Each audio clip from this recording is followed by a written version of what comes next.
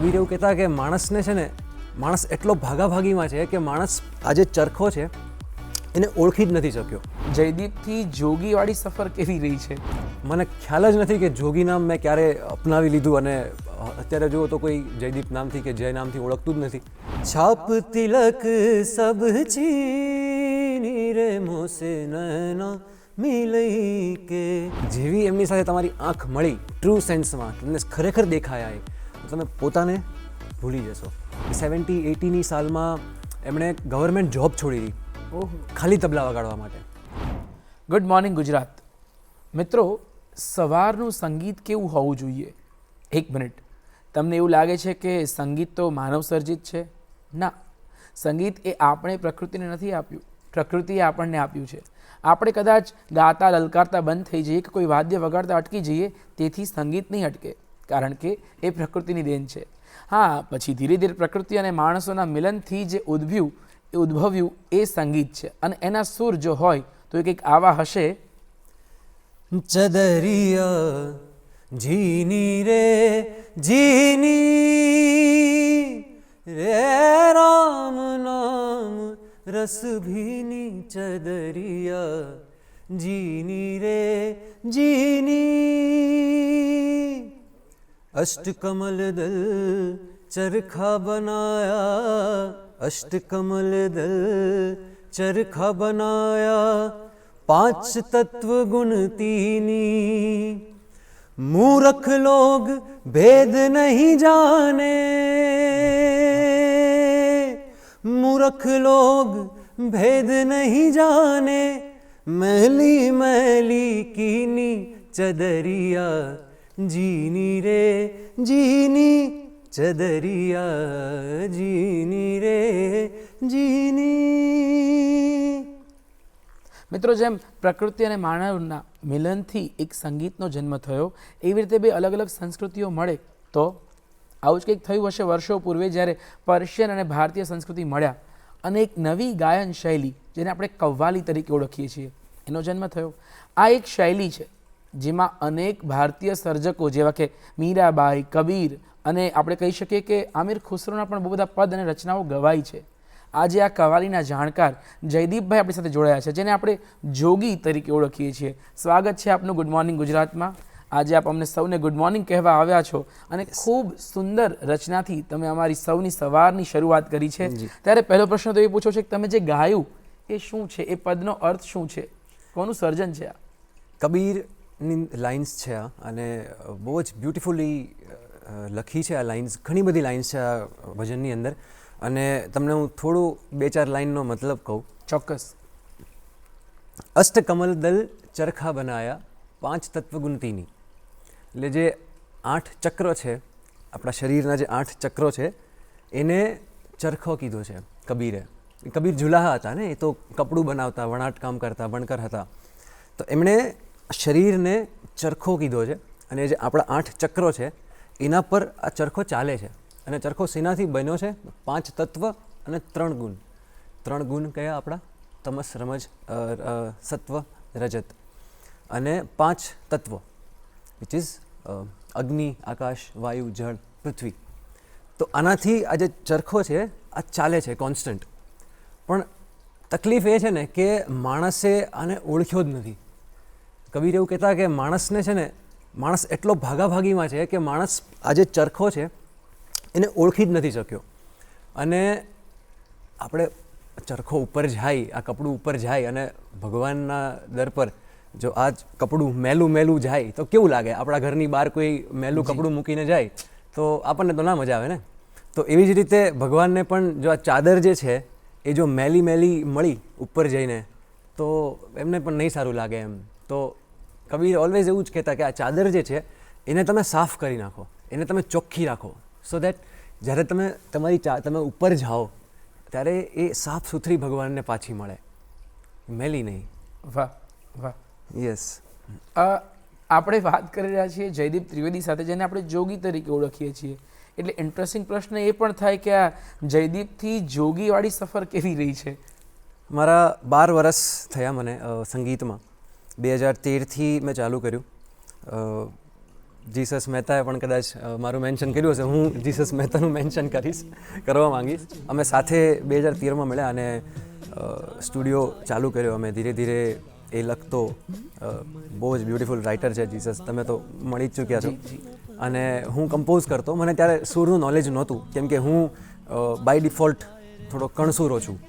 એક હોય કે સુરીલું, એક હોય બેસુરું અને એક હોય કણસૂરું. સુરીલું એવું કે ભાઈ એમને ખબર છે બાય ડિફોલ્ટ પિચ સેન્સ એમનામાં ડેવલપ્ડ છે. પણ બેસુરા, તો બેસુરાનું એવું હોય કે ભાઈ પિચ સેન્સ છે પણ સૂર થોડા ઉપર નીચે થાય. અને એના પછી આવે એક કેટેગરી છે કણસુરા હોય, જેમનામાં પિચ સેન્સ બાય ડિફોલ્ટ ઓછું હોય. તો હું એક કણસુરો છું. ઓકે. એટલે મને ઘણા વર્ષો લાગ્યા. જેટલું હું અત્યારે પણ સૂરમાં ગાઉં છું, મને બહુ ઓછું આવડે છે ગાતા, સાચું કહું તો. જેટલું પણ સૂરમાં હું અત્યારે ગાઉં છું એ બધું બહુ મહેનતથી કરવું પડ્યું છે. હજી ક્યારેક હાર્મોનિયમ છૂટી જાય તો સૂર આડાવડા થઈ જતા હોય છે. પણ જો તમે આટલા વર્ષોની સાધના પછી એવું કહેશો કે હું કણસૂરો છું, તો અમારે અસુરાની કેટેગરી તરફ જવું પડશે, કેમ કે અમે તો સાવ ગાયકો નથી. એટલે તમે જે ગાઓ છો અમારા માટે તો એ બહુ જ બ્રિલિયન્ટ છે, બહુ જ યોગ્ય છે. યસ. તો 2013થી મેં ચાલુ કરી. આપણે પાછળથી આ ટ્રેક પર આવીએ. યસ. અને જોગી નામ મને એકચ્યુઅલી મેં પોતે રાખ્યું જ નથી અને મને ખબર જ નથી કે જોગી નામ મારું ક્યારે પડી ગયું છે. 2018-19ની વાત છે આઈ ગેસ, જ્યારે આપણા કોરોનાના લોકડાઉન પછી પહેલું જ્યારે ઓપન થયું હતું, લોકડાઉન ખુલ્યું હતું અને હું ઘરેથી નીકળી ગયો હતો ગોવા. બિકોઝ હું થોડો થાકી ગયો હતો ઘરમાં કે બસ હવે થઈ ગયું, હવે મારે જવું પડશે ક્યાંક.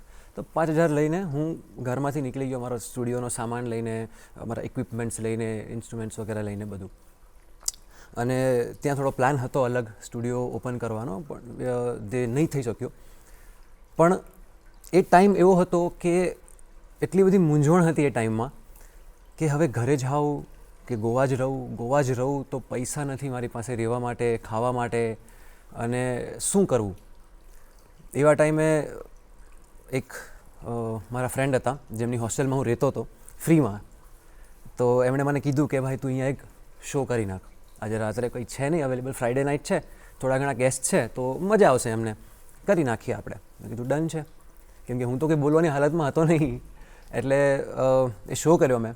એ શો પછી ભાઈ મારી પાસે આવ્યો કે ભાઈ તું હવે ટેન્શન ના લેતો, ખાવા પીવાનું કંઈ પણ તારા માટે દરવાજા ખુલ્લા છે, તને જેટલું મન થાય તેટલું તું રહે અહીંયા. અને એ દિવસથી લઈને, એ શોથી લઈને ધીમે ધીમે ગોવામાં ખબર પડી ગઈ locally bars and cafes and રેસ્ટોરન્ટ્સમાં કે ભાઈ કોઈ આર્ટિસ્ટ એક આવ્યો છે જે સૂફી થોડું ઘણું ગાય છે. ત્યારે તો હું ગિટાર પર અને મેં એક ઇન્સ્ટ્રુમેન્ટ જાતે બનાવેલું હતું, સ્ટોમ બોક્સ. કેમ કે એ લેવાના પૈસા નહોતા મારી પાસે. તો મેં ગિટારનું પિકઅપ તોડીને એને પુઠ્ઠા પર લગાવીને એના પર હું કિક મારતો. યસ, જેમાંથી ખાલી કિકનો અવાજ આવે બેસિકલી. તો એક રિધમ ગ્રૂવ પહેલેથી મને ગમતું કે ભાઈ હા એક ગ્રૂવ હોવો જોઈએ. અને એવું કરતાં કરતાં ત્યાં પછી ગોવામાં ધીરે ધીરે બધાને ખબર પડી ગઈ અને આઈ સ્ટાર્ટેડ શોઝ. એવું થયું કે એટલા બધા લોકો મળ્યા મને. હવે મને છે ને ટેવ છે એક બાબા કહીને બોલાવવાની બધાને, કેમ કે પહાડોમાં રહ્યા હોય, ગોવા રહ્યા હોય તો નેચરલી આપણે બધાને બાબા કહીને જ બોલાવતા હોય છે. આપણે અહીંયા ભાઈ કહીએ, ભૈયા કહીએ, એવી રીતે. તો એ બાબા હું એકચ્યુઅલી બધાને કહેતો અને મને ખબર નહીં કે લોકો મને કહેવા માંડ્યા. લોકો મને બાબા કહેવા માંડ્યા. અને બાબામાંથી આઈ ડોન્ટ નો ક્યારે જોગી નામ ઓડિયન્સમાં ગુંજવા માંડ્યું. અને મને ખ્યાલ જ નથી કે જોગી નામ મેં ક્યારે અપનાવી લીધું. અને અત્યારે જુઓ તો કોઈ જયદીપ નામથી કે જય નામથી ઓળખતું જ નથી, ખાલી જોગીથી જ ઓળખે છે. તો આવું કંઈક ગોવામાં આવું કંઈક થયું હતું. 2-4 મહિનાનો ટાઈમ હતો જેમાં જયદીપમાંથી જોગી કન્વર્ટ થઈ ગયો હતો. પણ બહુ ઇન્ટરેસ્ટિંગ છે ને કે બાળકને નામ એની ફઈ આપે. યસ. તમને તમારે ઓડિયન્સને નામ આપ્યું છે. યસ. અને એ આઈડેન્ટિટી એ કર્મ આધારિત છે. તમારું કામ જોઈને, તમારું અવાજ, તમારો કંઠ સાંભળીને કંઈક મળેલી આઈડેન્ટિટી છે. તો તમે જે કીધું કે ગોવામાં એક આખો એવો ફેઝ રહ્યો કે જ્યારે તમે ડાયલેમામાં હતા કે શું કરવું, ઘરે જવું, અહીંયા શું કરવું, અને પછી શોઝ શરૂ થયા. હા. ઇન્સ્પિરેશન શું હતું ત્યાં? આટલું તમે સ્ટ્રગલના ફેઝમાં હોય ત્યારે એક સતત તમારું પીઠબળ હોય, કંઈક ને કંઈક મે બી કોઈ સૂફી, કોઈ કવિતા, કોઈ ગઝલ કે કોઈ લાઇન્સ કે જે સતત તમારા મનમાં ચાલતી હોય, તો ચોક્કસથી તમે ઓડિયન્સની સાથે એ શેર કરશો તો મને આનંદ થશે. એકચ્યુઅલી મારું અને સંગીતનો સંબંધ એવો છે ને કે અમારા બેના વચ્ચે કોઈ દિવસ કંઈ રહ્યું નથી. કેમ કે ઘણા આર્ટિસ્ટ મેં જોયા છે અને હોય ઇટ્સ વેરી નેચરલ ટેન્ડન્સી આપણી કે આપણને કંઈક મોટિવેશનની જરૂર હોય કંઈક કરવા માટે. અગર આપણે પેઇન્ટર છીએ, ડાન્સર છીએ કે અગર 9 to 5 જોબ પણ કરીએ છીએ, તમે મારું ઇન્ટરવ્યૂ લો છો, તમને પણ તમારું પણ કંઈક એક મોટિવેશન હશે જે તમને અહીંયા બેસાડીને રાખે છે અને આટલી મહેનત કરાવે છે. પણ મારું એવું છે ને કે મારું અને મારા સંગીત વચ્ચે કંઈ રહ્યું જ નથી. કોઈ મોટિવેશન નથી એવું કે જે મને સંગીત સાથે જોડીને રાખે છે. હું મને અને મારા સંગીતને એક જ માનું છું. હું છું તો એ મારું સંગીત છે, મારું સંગીત છે તો હું છું. કોઈ એવી ઓનેસ્ટલી કોઈ એવી લાઇન્સ નથી, કોઈ એવું સોંગ નથી મારા મનમાં કે નથી રહ્યું કે જેણે મને મોટિવેટ કર્યો હોય કે નહીં મારે આ સંગીત કરવું છે. મારા પપ્પા બહુ સારા સિંગર છે અને એ પાછા આયરની કેવી છે કે એ પિચ પરફેક્ટ છે. ઓકે. મારી હમણાં સગાઈ થઈ, મારા સસુર એ પણ પિચ પરફેક્ટ છે. ઓકે. હું નથી. તો સંગીત માટે તમારે કંઈક સંગીત રજૂ કરવું હોય તો એ કયું હોય? હવે તમારે એ જ પ્રશ્ન પૂછવો પડશે કે તમારે કંઈક ગાવું હોય તમારી મોજમાં, તો તમે કયું ગીત લલકારશો? મારી મોજમાં તો હું જનરલી પ્રિફર કરતો નુસરત સાહેબના, ઉસ્તાદ નુસરત સાહેબના સોંગ્સ. ઘણી બધી કવાલીઓ છે, સાનું ઇકબલ ચેન છે, કુન ફાયા કુન છે, આપણું રહેમાન સરનું beautiful composition from movie Rockstar. મને બહુ જ ગમે એ સોંગ અને ઘણા બધા લોકોની લાઈફ બદલી છે સોંગે, મારી ખુદની લાઈફ બદલી છે. પછી સાંસો કી માલા પે ઇટ્સ મારું એક પર્સનલ ફેવરેટ સોંગ છે. તો પછી તમારું પર્સનલ ફેવરેટ સોંગ હોય ને કેમેરા હોય, માઇક હોય, સાંભળનાર લોકો હોય તો રાહ શું કામ જોવી જ છે? કેમ નહીં. મારી થોડી ફેવરેટ લાઇન્સ તમને સંભળાવું. યસ. प्रेम प्याला जब से पिया है जी का है ये हाल. प्रेम प्याला जब से पिया है जी का है ये हाल. मैं तुझको तू मुझको चाहे गैरों का क्या काम. सांसों की माला पे सिमरूं मैं पी का नाम. सांसों की माला पे सिमरूं मैं पी का નામ. વાહ વાહ વાહ. અને આમાં જ જ્યારે એક અંતરો જે બધા લગભગ ઇન્સ્ટાગ્રામ પર પણ બહુ વાયરલ થતો હોય છે, પ્રીતમ કા કુછ દોષ નહીં હૈ, એ આવે ત્યારે it hits differently, like definitely અલગ જ.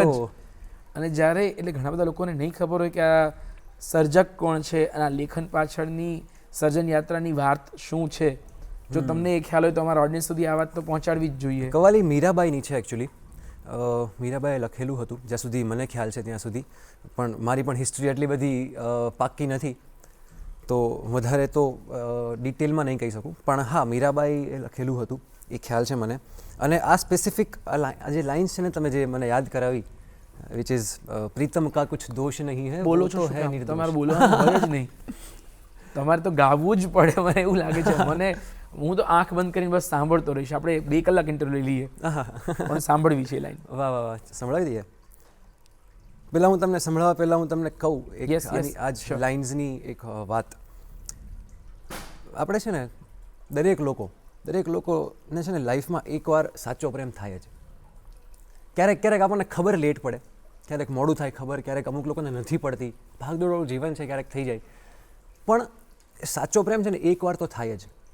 અને જ્યારે એ સાચો પ્રેમ થાય ને ત્યારે બહુ અઘરું હોય એને સંભાળીને રાખવું. કેમ કે આપણે સતત ડર હોય મનની અંદર, અને ડર ક્યારેક છે ને એ ડર ક્યારેક સંબંધોને બગાડી નાખતો હોય. મારો પર્સનલ પણ એક્સપિરિયન્સ છે અને આ બધા સાથે થાય છે. મેં જેટલા લોકોની સ્ટોરીઓ સાંભળી છે, મને ગમે કહાનીઓ સાંભળવી. તમે પણ સાંભળતા હશો અહીંયા બેસીને રોજ નવી. તો મારું પણ એવું જ છે, મને પણ પર્સનલી બહુ ગમે. તો મેં ઘણી બધી કહાનીઓ સાંભળી છે અને બધામાં એક વસ્તુ કોમન નીકળીને આવી છે, ડર. જ્યાં પ્રેમ વધારે વધવા મળે ને ત્યાં ડરનું પ્રમાણ બહુ વધવા મળે છે. તો આ જે લાઇન્સ છે ને આ એ જ ડરને બતાવે છે અને સાબિત કરે છે. એ તમને આઈડિયા આવશે શું કહે છે આ લાઇનમાં. प्रीतम का कुछ दोष नहीं है, वो तो है निर्दोष, वो तो है निर्दोष। अपने आप से बातें करके हो गई मैं बदनाम, सांसों की माला पे सिमरूं मैं पी का નામ। માણસ છે ને પોતાની સાથે વાત કરીને જ ક્યારેક ક્યારેક બધી વસ્તુઓ બગાડી નાખતો હોય, સામેવાળાનો ક્યારેક વાંક હોતો જ નથી। તો આ એ જ લાઈન છે। એટલે મે બી આપણે બધા એવું આજકાલ મેન્ટલ હેલ્થની વાતો કરીએ છીએ, ઓવર થિંકિંગની વાતો કરીએ છીએ, પણ એ એ એ એ રહ્યું છે, વર્ષોથી રહ્યું છે। એ રહ્યું જ પોતાની છે, સાથે એ વાત always કરી, રહ્યું છે। પોતે પ્રશ્ન ઉપસ્થિત કરશે, પોતે જવાબ આપશે। યસ દેટ્સ હાઉ આપણે વસ્તુઓને જજ કરીએ છીએ, પછી સિચ્યુએશન યસ। બગડતી હોય છે। અને વિચારો પર તો આમ પણ ક્યાં આજકાલ હા, તો કોઈ કંટ્રોલ જ નથી, એટલે એ વસ્તુ તો આટલા વર્ષોથી સદીઓથી ચાલતી આવે છે। બસ આ તો ખાલી નામ ટેગ ચેન્જ થયા કરે છે।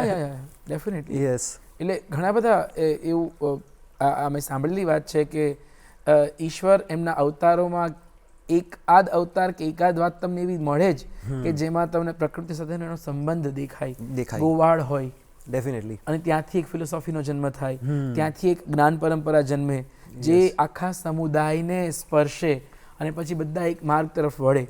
ડેફિનેટલી। અને એ જ વાત તમને એ કૃષ્ણમાં પણ દેખાશે, અને કૃષ્ણની જ વાત મીરાબાઈએ લખી છે, એ જ પ્રેમમાં પડવાની વાત લખી છે, જેને આપણે કવાલીની શૈલીમાં રજૂ કરી શકીએ છીએ। તો તમને ભારતના એવા કયા કયા સર્જકો સ્પર્શી ગયા છે કે જે તમને ઓલ ટાઈમ ફેવરેટ હોય, મીરાબાઈ સિવાય ઓબ્વિયસલી? હું મારું લિસનિંગ ઘણું ઓછું છે, અને જ્યારે હું કવાલી સાંભળવાનું મેં ચાલુ કર્યું ત્યારે શરૂઆતમાં તો એવું હતું કે ભાઈ કલાકની કવાલીઓ છે, પોણા કલાકની કવાલી છે।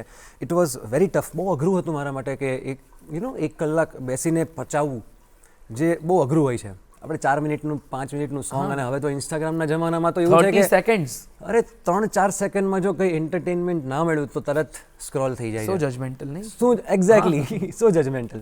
સો આવા ટાઈમમાં કલાકની કવાલીઓ સાંભળવી, અને મને હજી એક વસ્તુ બહુ ખરાબ લાગે કે જે વસ્તુ, જે કવાલીઓ હું સાંભળું છું, એક કલાકની, અડધો કલાકની કવાલીઓ, જેમાં આટલો બધો ખજાનો છે એક જ કવાલીની અંદર, શરૂઆતથી લઈને એન્ડ સુધી એટલું બધું કહી જાય છે કવિ, પણ હું અત્યારે જે ઓડિયન્સમાં પરફોર્મ કરું છું, અને જેટલું પણ ઓડિયન્સ છે બેસિકલી, એમના ટાઈમ સ્પેનને ધ્યાનમાં રાખીને, એમના નોલેજને ધ્યાનમાં રાખીને હું એ આખી કવાલીઓ ક્યારેય પરફોર્મ કરી જ નથી શકતો।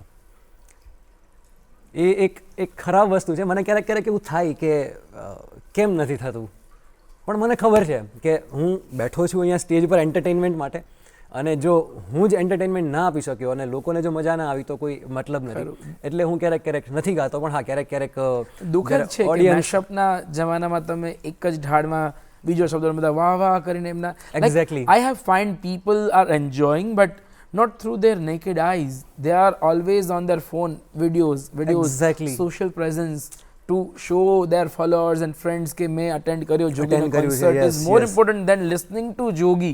રાઈટ, એ થઈ રહ્યું છે। અને ફોટોઝ વિડીયોઝ અત્યારે વધારે લોકોને પ્રેઝન્ટમાં નોસ્ટેલ્જિયામાં જીવવું છે એવું છે। બહુ બધા સ્ટેન્ડઅપ કોમેડિયન્સે આ વાત કરી છે ને। એક હોતા है जो हमेशा बोलता है यार ये पल हम याद करेंगे, what a time, but શું કામ? લાઈક અત્યારે જીવ। હા, એક્ઝેક્ટલી, જ્યારે મોમેન્ટ છે ત્યારે તમે બેઠા છો તો ત્યારે તો એટલીસ્ટ તમે જીવી લો એમ। યસ, બહુ થોટફુલ વાત છે, ને દર્શક મિત્રોને કહેવા માંગીશ કે મે બી આજના દિવસની શરૂઆત આ વિચારથી થાય, તમે આજના દિવસને જીવો। મે બી તમે આજકાલ એવું કામ થઈ ગયું છે કે તમે સોશિયલ મીડિયા ફાસ્ટિંગ જેવો શબ્દ આવ્યા છતાં પણ આપણે કરી ન શકીએ, કેમ કે હવે એ કામનો ભાગ બનતો જાય છે, પણ આજનો દિવસ તમે જીવવાનો પ્રયત્ન કરજો। આ વાત સાથે જ વિરામ લઈએ છીએ। વિરામ પછી આવી જ વાતો ફરી આપણે ચાલુ રાખીશું જોગી સાથે।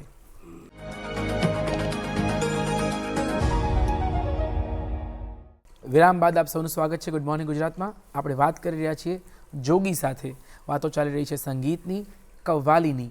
મિત્રો, જ્યારે કવ્વાલી શબ્દ આપણા કાને આવે અને એક ભારતનું જ એવું એક સાહિત્ય સર્જક જેને કહી શકીએ, એવું એક મોટું નામ આપણને યાદ આવે, આમિર ખુસરો, અને જો એમની વાત આવે તો જોગી કયું પદ, કઈ તમે એમની જે આટલી બધી સર્જન યાત્રા રહી છે એમાંની કઈ લાઇન્સ છે તમને ગાવી ગમશે? એક કવાલી છે આમિર ખુસરો સાહેબની, વિચ ઇઝ વેરી બ્યુટિફુલ. લખી પણ એમણે એટલી સુંદર છે અને મને ધ્યાનમાં નથી કે કમ્પોઝ કોણે કરી છે, બટ હું તમને સંભળાવી દઉં થોડી લાઇન્સ. કવાલીનું નામ છે છાપ તિલક સબ છીની રે મુસે નૈના મિલી કે. વાહ. તો આની પાછળ એક કહાની પણ છે, તો 2 લાઈન સંભળાવું પછી તમને કહીશ હું ઓડિયન્સને. छाप तिलक सब छीनी रे मोसे नैना मिले के, छाप तिलक सब छीनी रे मोसे नैना मिले के, नैना मिले के, नैना मिले के, नैना मिले के मोसे नैना मिले के, मतवारी कर दीनी रे मुझसे नैना मिले के, छाप तिलक सब छीनी रे मुझसे नैना मिले के. તો એક મજાની ઇન્સિડન્ટ છે આ કવાલીના રિલેટેડ જ. અને કવાલીમાં તો ઘણા બધા અનુમાન હોય, પણ એક અનુમાન એમાંનું છે આ કે એક ગામમાં એક સ્ત્રી હતી જે સૌથી ફેમસ હતી કે ભાઈ આનાથી ખૂબસૂરત, આનાથી સુંદર સ્ત્રી છે જ નહીં આજુબાજુ કે આજુબાજુના ગામમાં કે ક્યાંય નહીં. અને એવા ગામમાં મતલબ માને એ સ્ત્રીને બધા જ માનતા, બીજી સ્ત્રીઓ પણ રિસ્પેક્ટફુલી એમને જોતી. હા, અમુક હોય જેમની અદેખા પણ હોય, તો બધે જ હોય, પણ એવી એક સ્ત્રી. અને એક નાનું ગામ હતું, તો એ ગામમાં એક દિવસ એક સંત આવ્યા અને એકદમ તેજસ્વી પુરુષ સંત આવ્યા અને બધી જ સ્ત્રીઓ જે હતી, બધા જ લોકો હતા, એ એમના દર્શન માટે, એમને જોવા માટે, નિહાળવા માટે ગયા. ભાગતા ભાગતા જાય છે. હવે આ જે સ્ત્રી છે એ તૈયાર થાય છે અને જોવે છે કે આ બધા ભાગી ભાગીને ક્યાં જાય છે. અને એમને ખબર પડે છે કે એક બહુ સુંદર તેજસ્વી એક સંત આવ્યા છે એમ. તો એને એમ થઈ ગયું કે મારાથી તેજસ્વી, મારાથી સુંદર હોય જ નહીં એમ. તો એ તો તૈયાર થઈને ભાગતા ભાગતા એ સ્ત્રી પણ ત્યાં પહોંચે છે કે મને પણ જોવા દે, કોણ છે એવું, તો બને જ નહીં એમ. કેમ કે એને એટલો કોન્ફિડન્સ કે ભાઈ ના મારાથી સુંદર કોણ હોવાનું એમ. એ ત્યાં જાય છે અને જેવું એ સંતની આંખોમાં જોવે છે, એમનું તેજ જોવે છે, એની બધી સુંદરતા બધી એની છીનવાઈ જાય છે એ એક જ નજરમાં. એની બધી જ સુંદરતા ત્યાંથી નીકળી જાય છે એના મનમાંથી. એ જે ઘમંડ હતો એનો એ બધો ઉતરી જાય છે. એટલે કહે છે કે છાપ તિલક સબ છીની રે મોસે નૈના મિલે કે, જેવી આંખ મળી એમની સાથે, હવે એને તમે સંત કહી દો કે તમે ઈશ્વર કહી દો કે કંઈ પણ કહી દો, ખરું, પણ જેવી એમની સાથે તમારી આંખ મળી ટ્રુ સેન્સમાં, તમને ખરેખર દેખાયા એ, તો તમે પોતાને ભૂલી જશો. તમે પોતાને નહીં તમે ધ્યાન આપો કે હું કોણ છું, મારી સુંદરતા કેવી છે, હું કેવો દેખાઉં છું, મેં કેવા કપડાં પહેર્યા છે, શું ફરક પડે છે. એ છે બસ. યસ, દેટ ડિવાઇન એનર્જી જે તમને Yes. કયા સોર્સથી મળે છે એ મળી છે એ મહત્વનું રહે છે. મળી છે મહત્વ. અને એમાં ખોવાઈ જવું, અને ખોવાઈ જવાથી તો ખુસરોની જ કેવી ખુસરો દરિયા પ્રેમ કા વાંકી ઉસકી ધાર, વાંકી ઉલટી ધાર. જો ઉતરા સો ડૂબ ગયા, જો ડૂબા સો પાર. પ્રેમનો દરિયો જેવો છે, Yes. એની ધાર વાંકી છે, એમાં તરવાની ટ્રાય નહીં કરવાની, નકર ડૂબશો તમે. અને ડૂબશો તો પાર પણ થઈ અને જશો. હા, અને જો તમે ડૂબી ગયા એમાં, તો તમારે તરવાની પણ જરૂર નથી, તમે પાર થઈ જશો. એટલે આવું જ ગુજરાતીમાં એક નકશીક ગઝલ છે, એમાં પણ આનો આ ભાવનો ઉલ્લેખ છે રાઈટ કે તરી જાવું બહુ સહેલું છે, મુશ્કેલ ડૂબવું જેમાં, અરે એ રસ સરિતાથી તો ગંગા સ્નાન ઓછા છે, હૃદયના શુદ્ધ પ્રેમીને નિગમના જ્ઞાન ઓછા છે. આ ઓછા છે. ગુજરાતી નકશીક ગુજરાતી ગઝલ છે જે નાટકોમાં ગવાતી હતી, ઓહ, ત્યાંથી વાહ. મળેલી છે ગુજરાતને. વાવ. એટલે એ ભાવની વાત છે. એ ખુસરો લખે કે પછી ગુજરાતના કોઈ સર્જક લખતા કોઈ હોય, પણ યસ યસ એ ભાવ મહત્વનો રહે છે. તો જ્યારે આ બધી શરૂઆત સંગીતની થઈ ત્યારે કવ્વાલીનો એવો કયો ભાવ છે જે તમને સ્પર્શી ગયો? બહુ બધા ફોર્મ્સ છે, ફોક સોંગ્સ Yes, છે, yes. તમે સંતવાણી, તમે સૂફીને જ ગુજરાતી ભાવાનુવાદ કરીએ તો એ સંતવાણી શબ્દ મળવાનો. તો ડેફિનેટલી. એ બધું નહીં ને ખાલી કવ્વાલી જ કેમ? સો મારા બંને મામા, મારા બંને સગ્ગા મામા, એક મારા મામા અમદાવાદથી જ છે, નાના મામા, અને મોટા મામા સુરત રહે છે. તો મારા મોટા મામા બેન્જો પ્લેયર હતા. એ ઓસમાન મીર સાહેબ સાથે તબલા પ્લે કરતા અને very good friend of him. તો એ પણ બેન્જો પ્લેયર હતા, બહુ સારા એવા. એ ગારિયાધાર રહેતા હતા, ભાવનગર જિલ્લામાં. યસ, તો બહુ જ સારા બેન્જો પ્લેયર હતા એ. અને અત્યારે છેલ્લા 5 કે 6 વર્ષથી પેરેલાઇઝડ છે. તો મને બહુ ખરાબ લાગે એમને જોઈને, કેમ કે જ્યારે મેં એમને પહેલી વાર, ખાલી હું એક શેર કરીશ, કેમ કે આઈ વોન્ટ પીપલ ટુ નો આ વસ્તુ, કેમ કે આ વસ્તુ મેં મારી આંખે જોઈ છે. એક સંગીતનો જે પ્રેમ હોય ને, એ બહુ ઓછા એક ટાઈમમાં મેં અનુભવ કર્યો હતો. જ્યારે મારા મામા સપ્તાહમાં ગયા હતા બેન્જો વગાડવા માટે, અને ત્યાં જ એમને પેરેલાઇસિસનો એટેક આવ્યો અને લેફ્ટ સાઈડ આખું એમનું બંધ થઈ ગયું. પછી એમને ત્યાંથી ઘરે લઈ આવ્યા. દ્વારકા હતી કે એવી કોઈ જગ્યા પર આઈ ગેસ કથા હતી. એમને ઘરે લઈ આવ્યા, બધી ટ્રીટમેન્ટ થઈ. અને જ્યારે હું પહેલી વાર એમને મળવા ગયો ત્યારે એ હાલી નહોતા શકતા, બેડ પર સૂતા હતા. અને એમના લેફ્ટ હેન્ડ સાઈડ પર ઇન્સ્ટ્રુમેન્ટ પડેલા હતા. એમનું તબલાનું બેગ પડેલું હતું અને એમનું બેન્જોનું બેગ પડેલું હતું, એમ્પ્લીફાયર ને એવું બધું પડેલું હતું એમ. અને મેં એમને જોયા કે એમની નજર ઇન્સ્ટ્રુમેન્ટ્સ પર છે અને બસ એમના મોઢામાંથી એક જ શબ્દ નીકળે છે કે હવે હું નહીં વગાડી શકું. એમને એ દુઃખ નથી કે એમનું અડધું શરીર બંધ થઈ ગયું છે. એમને દુઃખ એ વાતનું હતું કે હું આના પર હવે હાથ નહીં મૂકી શકું.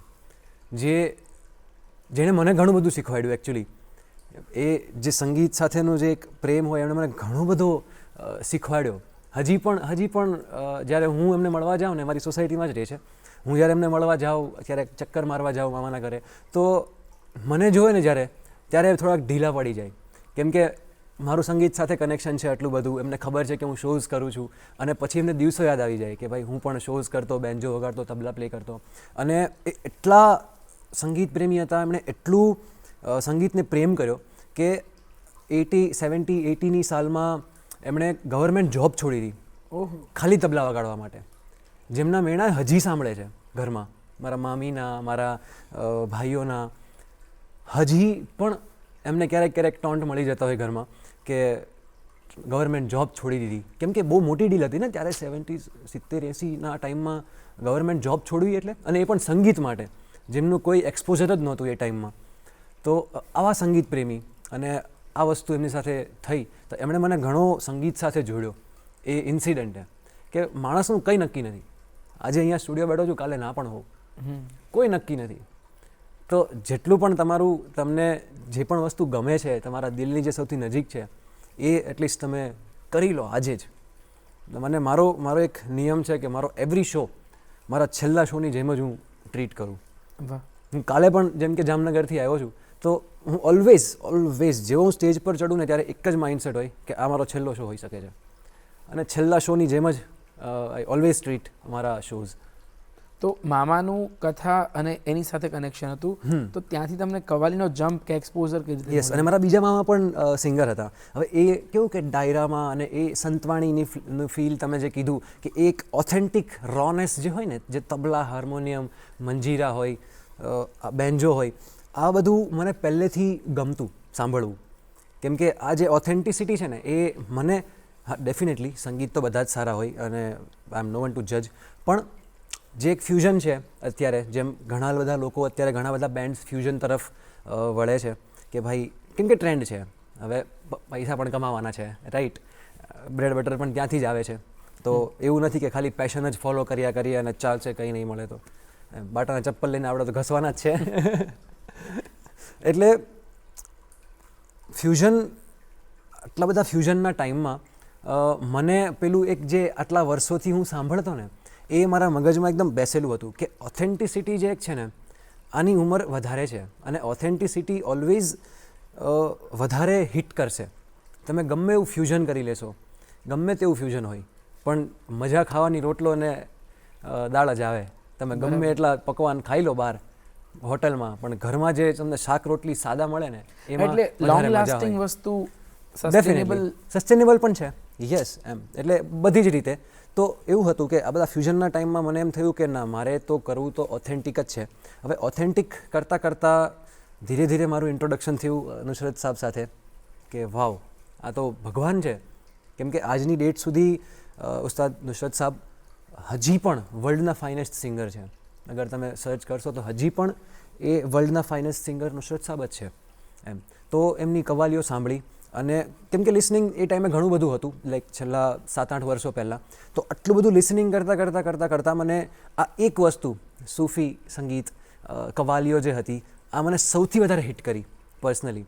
મને ખબર નથી શું કામ હિટ કરી, પણ આ એક એવી હિટ કરી કે મને એમ થઈ ગયું કે બસ ભાઈ હવે મારે આખી લાઈફ આ જ ગાવું છે. યસ. તો એવી રીતે પછી ધીરે ધીરે પેલું ઓથેન્ટિસિટી એક હતી જ માઇન્ડમાં, તબલા હાર્મોનિયમવાળું, અને એમાં મને નુસરત સાહેબ મળી ગયા તો ભગવાન મળી ગયા એવું થઈ ગયું. આમ તો કોઈ વ્યક્તિને એવું કહીએ કે તમને જ્યાંથી પ્રેરણા મળી એની કોઈ કવાલી ગાવ તો એ ના પાડતા હોય છે, પણ જો તમને એવું કહીએ કે નમ્ર પ્રયાસ કરવાનો થાય તો તમે નુસરત સાહેબની કઈ કવાલી કે કયું પદ તમે લલકારવા માંગો? સાનું ઇકબલ ચેન આહા, મજાની કવાલી છે, થોડી ફન છે, એ 2 લાઈન સંભળાવી દઉં. ઇરશાદ. ઓ ਸਾਨੂੰ ਇੱਕ ਪਲ ਚੈਨ ਨਾ ਵੇ, ਸਾਨੂੰ ਇੱਕ ਪਲ ਚੈਨ ਨਾ ਵੇ, ਸਜਣਾ ਤੇਰੇ ਬਿਨਾ, ਸਜਣਾ ਤੇਰੇ ਬਿਨਾ, ਸਾਡਾ ਕੱਲਿਆਂ ਜੀ ਨਹੀਂ ਓ ਲੱਗਣਾ, ਸਾਡਾ ਕੱਲਿਆਂ ਜੀ ਨਹੀਂ ਓ ਲੱਗਣਾ, ਸਜਣਾ ਤੇਰੇ ਬਿਨਾ, ਉਹ ਸਜਣਾ ਤੇਰੇ ਬਿਨਾ, ਸਜਣਾ ਤੇਰੇ ਬਿਨਾ, ਓ ਸਾਨੂੰ ਇੱਕ ਪਲ ਚੈਨ ਨਾ ਵੇ, ਸਾਨੂੰ ਇੱਕ ਪਲ ਚੈਨ ਨਾ ਵੇ, ਸਜਣਾ ਤੇਰੇ ਬਿਨਾ, સજણા તેરે બિના. વાહ વાહ, ઇટ્સ અ બ્યુટીફુલ કવાલી, બહુ જ મજાની કવાલી છે. ઇવન વદાલી બ્રધર્સનું નામ લઈએ, એમણે પણ બહુ જ સરસ, નુરન સિસ્ટર્સ છે, એમનું પણ મારું એક બહુ જ વડાલી બ્રધર્સનું એક બ્યુટીફુલ સોંગ છે જે મને પર્સનલી બહુ ગમે. તું માને યા ના માને દિલધારા, અસાથે તેનું રબ મને, રબ મને અસાથે તેનું સબ મને આ. યસ યસ, બહુ બ્યુટીફુલ કવાલી છે એ પણ. આનું એકચ્યુઅલી છે ને, હું આની કવાલી નહીં ગાઉં, પણ આની સ્ટાર્ટિંગની લાઇન જે છે એ વડાલી બ્રધર્સ જે લે છે, અને એમના સન પણ હવે લે છે આ લાઇન્સ, અને હું એમનાથી જ ઇન્સ્પાયર થઈને એ જ વર્ઝન પરફોર્મ કરું છું ઓલવેઝ. યસ, ઓથેન્ટિસિટીની વાત તમે કરી, મૂળ ગમે છે. યસ, એવી લાઇન છે, તેરે નૈના એસે કાફિર, ક્યા છુપાઉં ઇસસે આખિર, તું તો જાને મેરી સારી ચોરિયાં, तेरे पीछे चल दूँ मैं आँखें मीचे, तेरे हाथों में है मेरी डोरियाँ, तू ही चन मेरा, तू ही मेरी रातां, तू ही धुप, तू ही मेरी बरसातां, असाते तैनू सब मनेया, तू माने आना माने दिलदारा, असाते तैनू रब मनेया. It's a very beautiful lines. મને એનું પેલું ઉધર जुल्फों में कंघी हो रही खम निकलता है, इधर रुक के हमारा दम निकलता है. એ તો ગુલામ અલી સાહેબ કેવું ગાય, વાહ વાહ વાહ, એમની ગઝલમાં.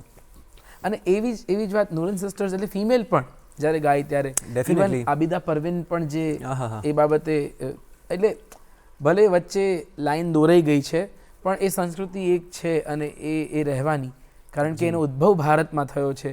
એટલે ભારતની સંસ્કૃતિની મને એ જ મજા લાગે છે કે જ્યારે પણ કોઈ આવે તો એને ભારતનો રંગ લાગી જાય છે. પછી એ રંગ એવો લાગે કે કોઈ ઓલિયાની દરગાહ પર તમને વસંત પંચમી ઉજવાતી દેખાય એવો રંગ લાગે. 100%. અને એ હીરામંડીનું ગીત ફેમસ થયું, લોકો સુધી પહોંચ્યું, પણ એની પાછળ આખી વાત છે. યસ, અને ત્યાંથી વસંત પંચમી દરગાહમાં ઉજવતી થઈ.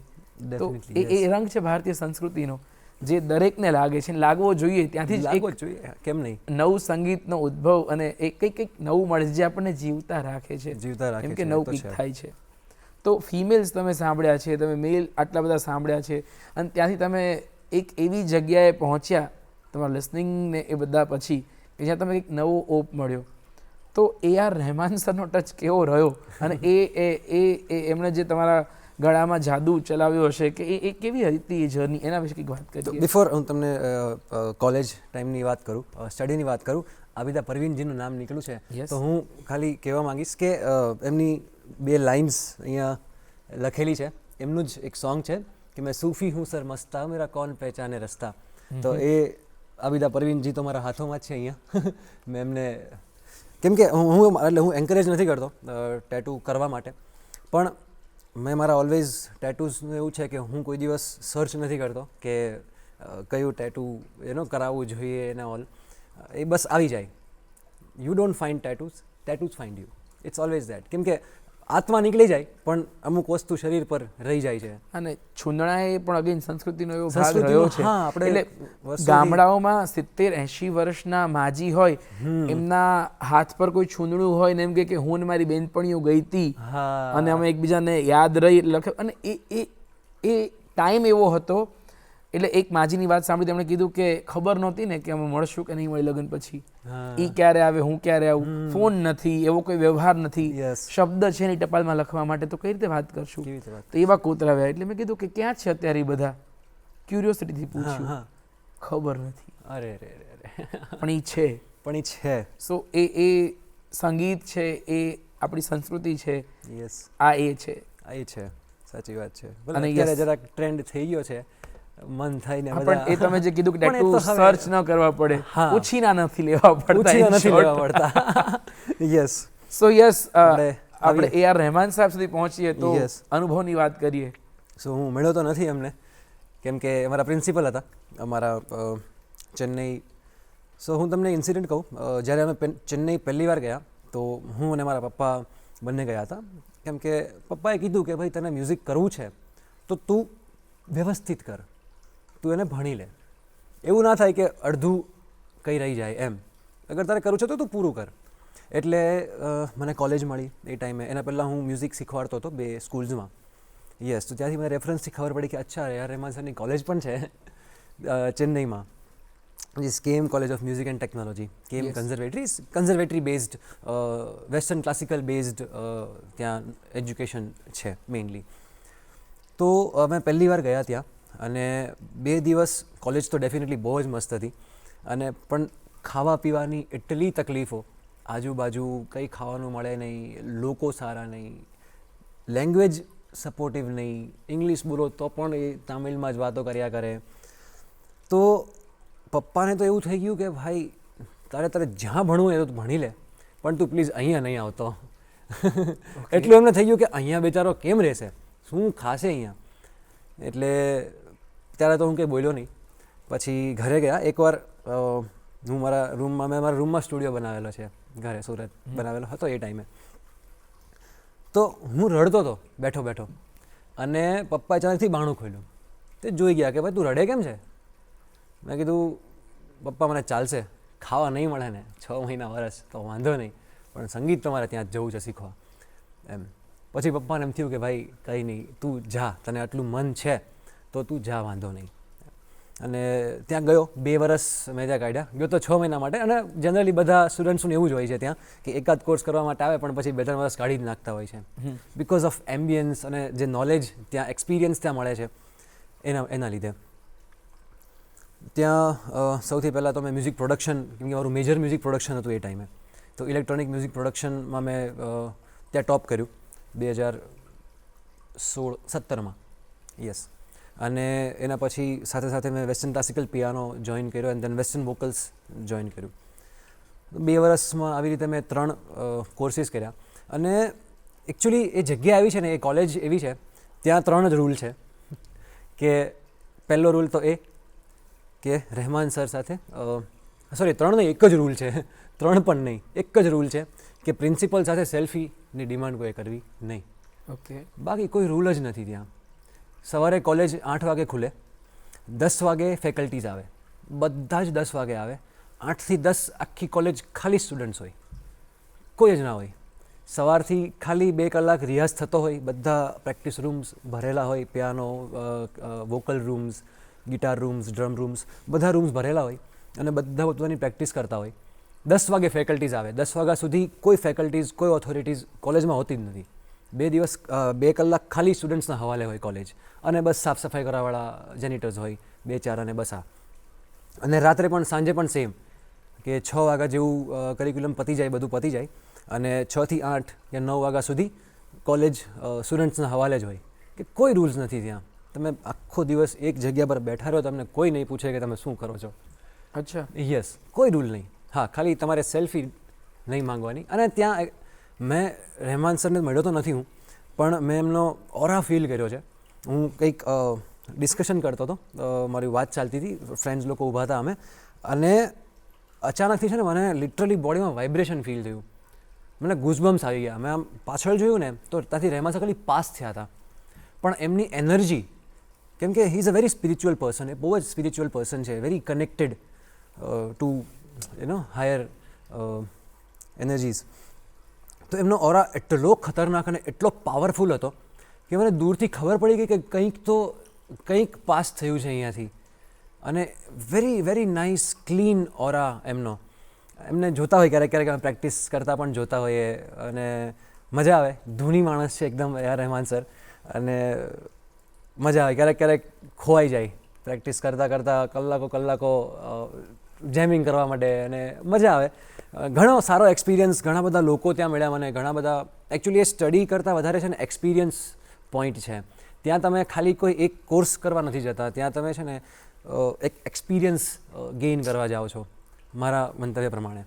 પણ ઘણો બધો મને એક્સપિરિયન્સ થયો ત્યાં સારો. જ્યારે વાત AR રહેમાનની નીકળી છે અને તમે આટલા બધા લોકોના સંગીતને અમારા સુધી પહોંચાડો, અને AR રહેમાન રહી જાય એવું તો અમે નહીં થવા દઈએ. તો શું સંભળાવશો તમે AR રહેમાન સરનું કમ્પોઝિશન? કુન ફાયા કુન સંભળાવી દઉં, ઇરશાદ. એની 3-4 લાઇન્સ.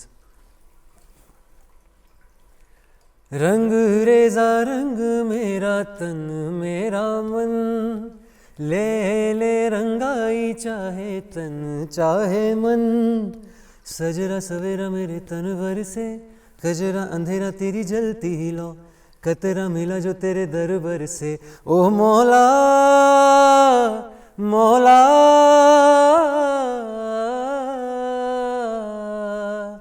कुन फाया कुन कुन फाया कुन, कुन फाया कुन कुन फाया कुन, कुन फाया कुन कुन फाया कुन फाया कुन फाया कुन फाया कुन फाया कुन.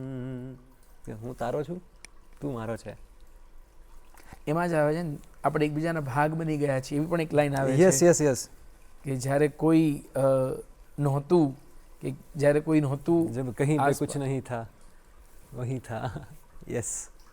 એટલે એવી જ વાત છે જોગીની કંઈક, કે એ સંગીતના છે અને સંગીત એમનું છે.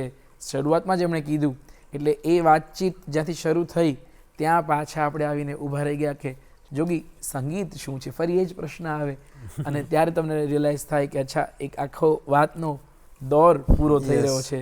અને ખૂબ આનંદ થયો તમે અહીંયા આવ્યા અને વાતો કરી અમારા દર્શકો સાથે.